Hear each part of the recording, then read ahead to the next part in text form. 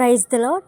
ఈరోజు దేవుని వాగ్దానము కీర్తనలు 118 అధ్యాయం 5వ వచనం.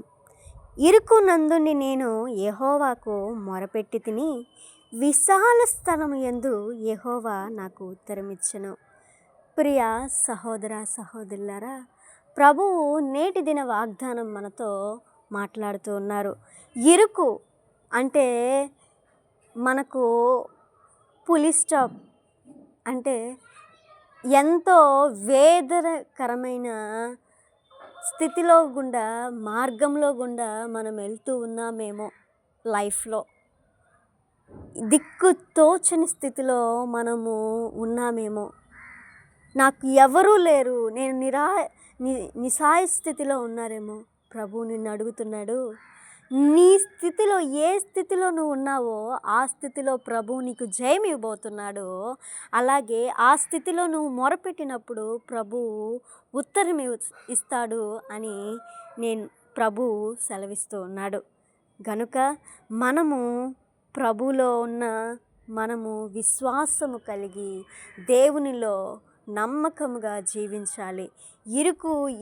ఇరుకు పరిస్థితిలో నువ్వు ఉన్నా అంటే దిక్కుతోచని స్థితిలో, నాకు ఎవరు లేరు, నేను వేస్ట్ అని నువ్వు అనుకోవచ్చు. కానీ నిన్ను దేవుడు వదిలిపెట్టడు. దేవుడు ఉన్నతమైన స్థితిలో నిన్ను నిలవబెట్టుకొనబోచున్నాడు. గనుక దేవాని కార్యములు ఎంతో గొప్పవి, తండ్రిని తలంపులు లెక్కలేనివి. దేవాని కార్యములు ఎంతో గొప్పవి, తండ్రిని తలంపులు లెక్కలేనివి. అవి కంటికి కనబడవు, హృదయానికి అంతు చిక్కవు. ప్రార్థన. ప్రేమ నమ్మకలిగిన మా దేవా, సర్వోన్నతుడా, నీకు స్తోత్రములయ్యా. నీకు కోట్లాది స్తోత్రాలు ప్రభా. ఈ దినమును మాకు ఇచ్చావు అయా తండ్రి. నేటి వాగ్దానాన్ని మాతో తెలియచేస్తున్నావు తండ్రి. అయా తండ్రి, ఇరుకులో మమ్మల్ని నువ్వు మొరపెట్టమని అడుగుతున్నావు తండ్రి.